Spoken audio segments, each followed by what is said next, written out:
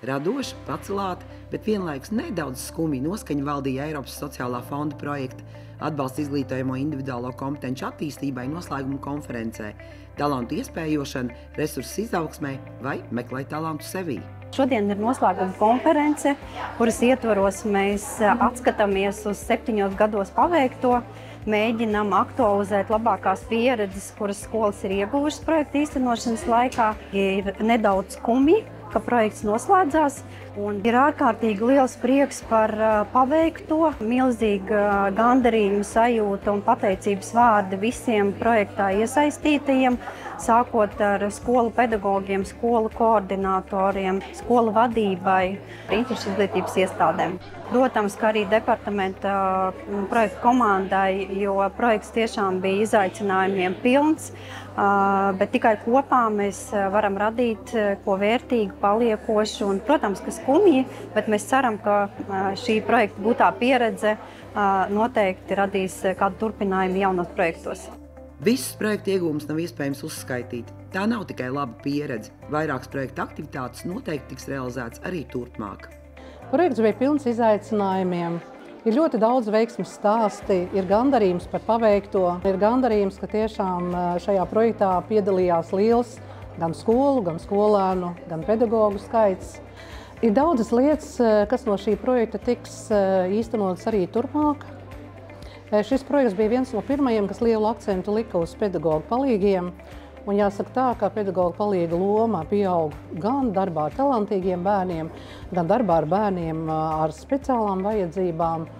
Un šis ir tāds labs pamats dot atbalstu. Tagad mēs zinām, kā to darīt, un daram tālāk.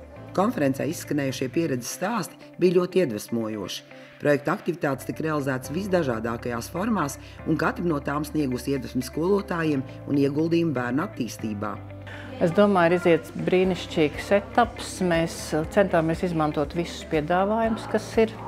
Gan tos, kas notika mūsu skolā, gan darbam ar talantīgajiem, gan darbam ar tie, kam ir grūtības. Brīnišķīgi, man liekas, ir tas, kad bija iespēja skolotāju palīgu komandu veidot, bērniem parādīt to, ka viņi spēj, var darboties, ka viņi ir ieinteresēti. Un ļoti nozīmīgi ir tas, ka skolotāji apzinājās kārtējo reizi, cik viņi ir radoši. Un arī skolēni novērtē to, tiešām novērtē to. Un ir reizēm tā kā mazliet žēl, ka tas tūlīt beigsies, tādā plašākā mērogā.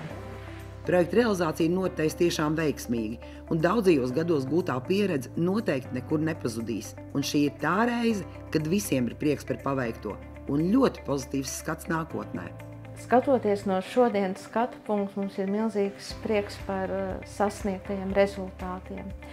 Skolēni ir kļuvuši daudz zinātkārīgāki, atvērtāki, uz sadarbību vērsti, jo skolēni saprot, ka skola nav tikai vieta, kur mācīties, bet skola ir vieta, kur sadarboties. Ikvienam būtu jāapzinās, ka pedagogs šodien, varētu teikt, ir zināšanu un prasmju arhitekts. Un tas materiāls, ar ko strādā pedagogs šodien, mums būs ļoti svarīgi nākotnē. Un es ticu, ka projekta gan aktivitātes, gan šīs iegūtās vērtības ir dzīvot spējīgas, un tās noteikti tiks īstenots arī tuvākā un tālākā nākotnē.